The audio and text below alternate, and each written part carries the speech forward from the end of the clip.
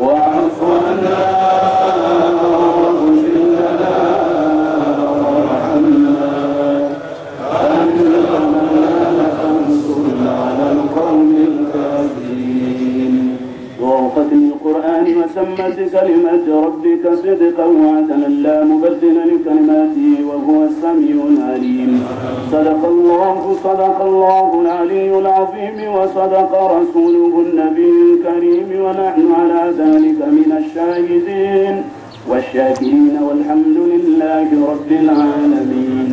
اللهم ارزقنا بكل حرف من القرآن حلاوة وبكل كلمة من القرآن كرامة وبكل آية من القرآن ألفا وبكل سورة من القرآن وقاية. اللهم ارزقنا بالألف أمنا وإيمانا وبالباء بهاء وبركة وبالتاء توبة وتوفيقا وبالثاء ثروة وثوابا وبالجيم جهلا وجلالا وبالآء علما وحياء وبالخاء خشوعا وخشيا وبالدال دولة ودليلا وبالذال ذهنا وذكاء وبالراء رحمة ورجاء وبالزاء زهدا وزكاء وبالسين سعادة وسلاما وبالشين شكرا وشرافا وبالصاد صبرا وصداقا وبالطاء ضوا وطلاعا وبالطاء طاعة وطهارا وبالضاء ظفرا وظرافا وبالعين عفوا وعافيا وبالغين غينا وغنيما وبالفاء فوزا وفلاحا وبالقاف قربا وقناعا وبالكاف كمالا وكراما وباللام لطفا ولقاء وبالميم مغفرة ومتاعا وبالنون نورة ونجاة وبالواو مسعة وولاية وبالهاء همة وهداية وبالياء يسرا ويقينا وبالياء يسرا ويقينا وبالياء يسرا ويقينا. اللهم ارزقنا أداء بالقلب وحب الخير والسعادة والبشارة من الإيمان. وصلى الله على سيدنا محمد وعلى آله وصحبه بعدد ما في جميع القرآن حرفا حرفا وبعدد كل ألف ألفا ألفا.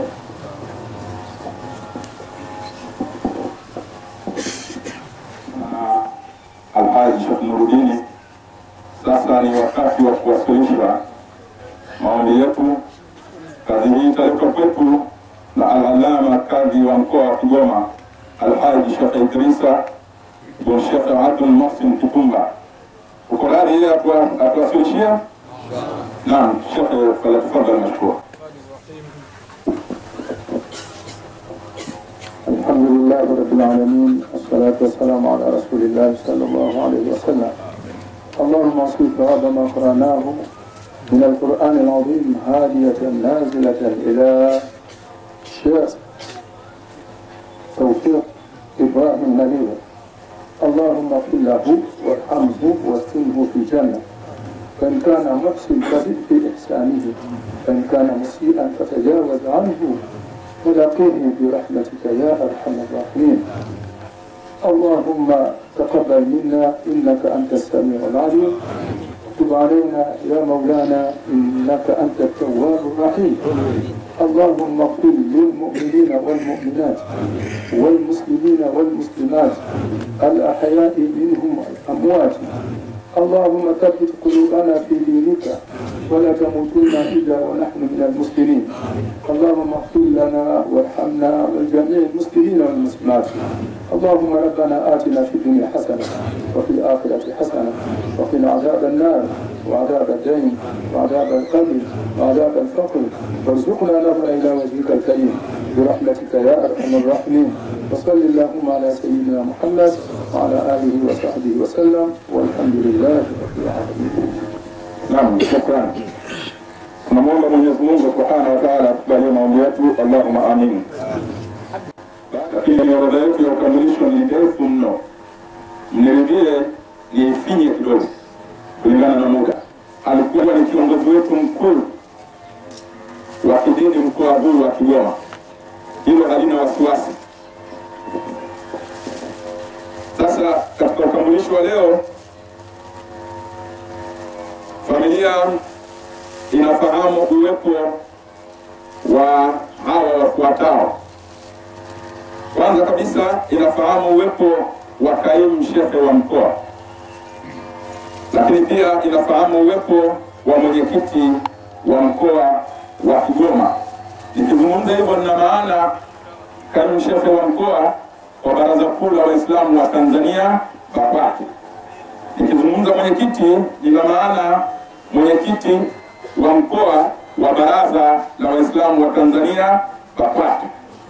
Lakini pia familia inatambua uwepo wa vyombo vyote vya habari.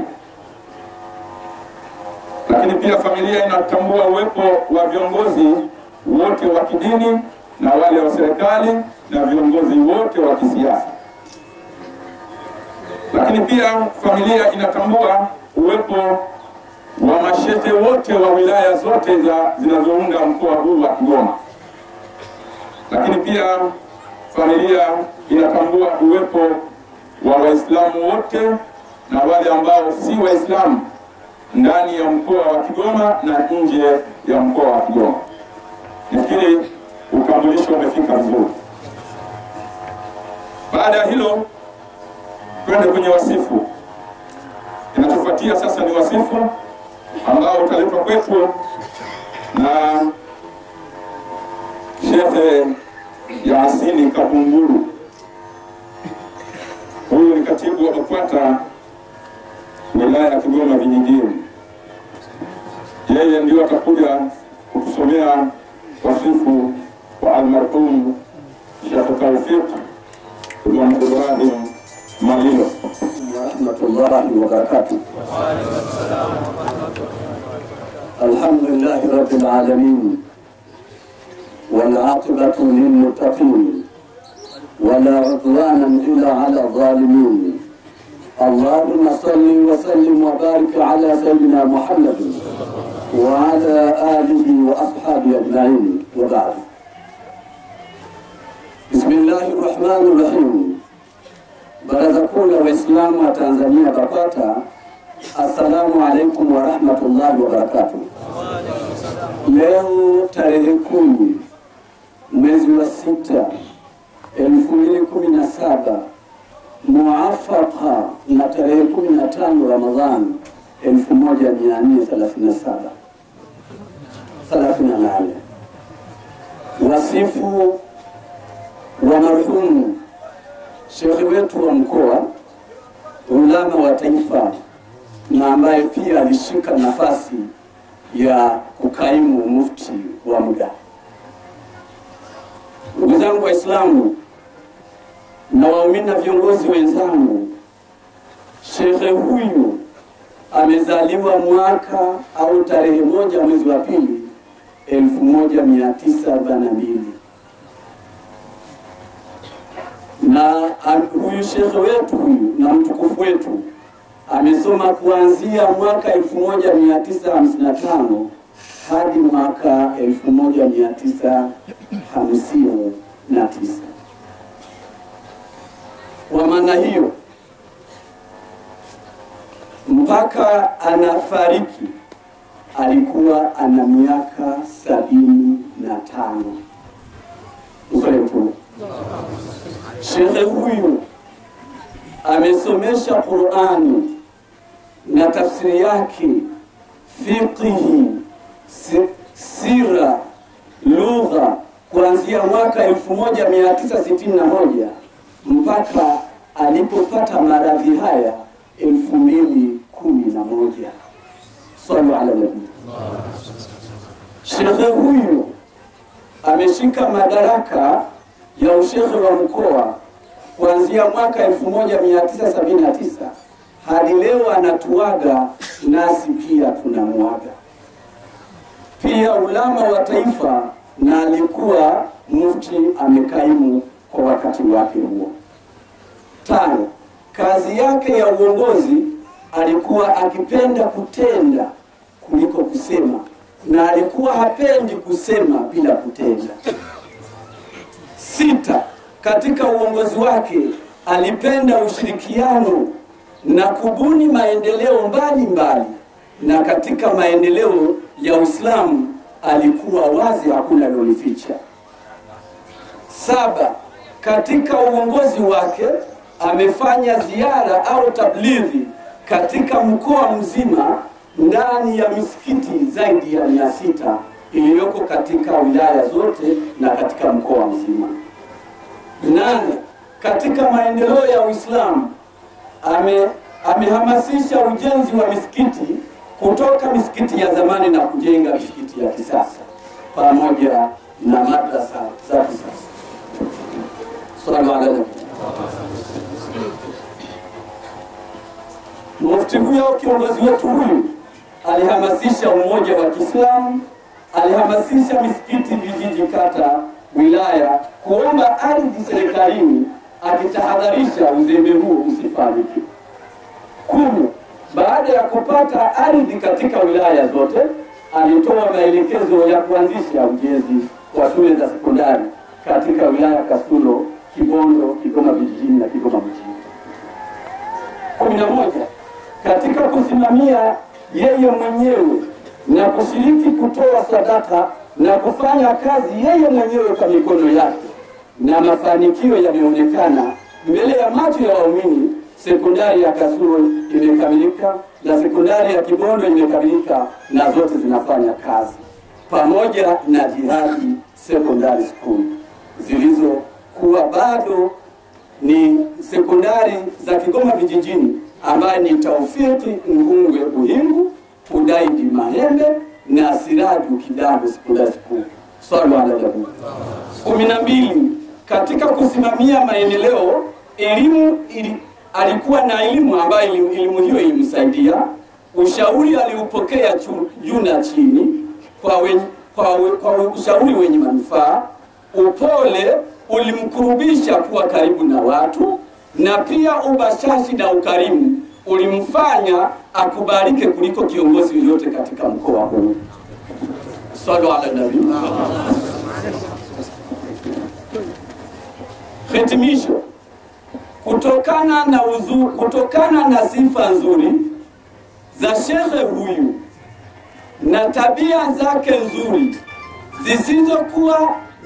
zisizokuwa na aibu ya aina yoyote, mkoa wa Kigoma na nchi ya Tanzania tumepoteza kiigizo chema. Ikumbukwe shekhe huyu pia hata utafutaji wake wa riziki zake binafsi alitafuta kwa mikono yake mwenyewe na kwa jasho lake. Sallallahu alaihi wasallam. Familia inatoa shukrani kwa wote mliohudhuria. Familia hii ikiongozwa na Sheikh Mikdadi Ibrahim Malilo, na ambaye ni kaka yake wa marehemu. Haya machache ndio wasifu wake. Wabillahi tawfiq. Wassalamu alaikum wa rahmatullahi ta'ala wa barakatuh. Assalamu wa rahmatullahi wa barakatuh. Waislamu na wale ambao si Waislamu, huo ndio wasifu wa kiongozi wetu. Amalipe kila la kheri. Katika ukamilisho, familia pia inafahamu uwepo wa katibu wa mkoa, na pia inafahamu uwepo wa wajumbe kutoka CRDB pamoja na mchango waliowasilisha. Familia inafahamu hilo. Lakini pia familia inafahamu uwepo wa mwenyekiti waliokusuta, lakini pia na ulama wa taifa Sheikh Hassan ibn Sheikh Al-Azhar alipokuwa maeneo ya Nguruka pale, amepatwa na ajali. Gari aliyokuwa linamleta imeanguka, lakini alhamdulillah amepona, na tunaye hapa akiwa na afya zake, na inshallah tunamwomba Mwenyezi Mungu amrudishie afya zake na amlipe thawabu. Sasa ndugu zangu, baada ya hilo tunapata mawaidha. Baada ya mawaidha tunakuwa heshima zetu kwa mwili wa kiongozi wetu.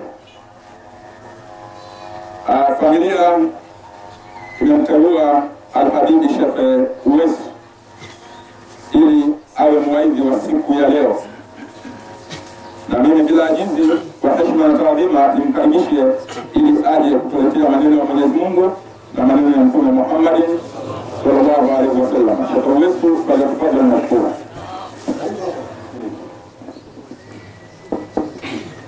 Assalamu alaikum warahmatullahi wabarakatuh.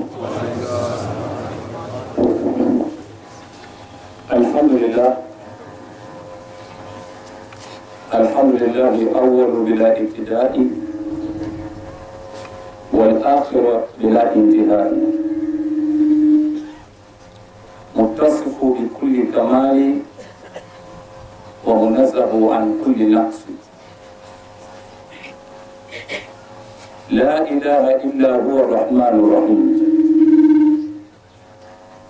Wa salatullahi wa salamuhu ala man la yantiqu 'anil hawa in huwa illa wahyu yuha. Allamahu shadidul quwa dhu mirratin fastawa wa huwa bil ufuqil a'la. Baada salamu ndugu zangu Waislamu, na kumhamidi Allah na kumtakia rehema kiongozi wa umma Nabii Muhammad sallallahu alaihi wasallam, mtoto wangu, mwalimu wangu, babu yangu. Sikutegemea kumbe umepangilia hilo nifikishe mawili matatu ya Mwenyezi Mungu na Mtume. Hakuna atakayefikisha, bali naona kwamba kifo cha almarhum Alhaji Sheikh Tawfiki kinatupa darasa, kuanzia yeye mwenyewe darasa alilochukua kwa Mtume Muhammad. Mwongozo wake ulikuwa ni wakatiba,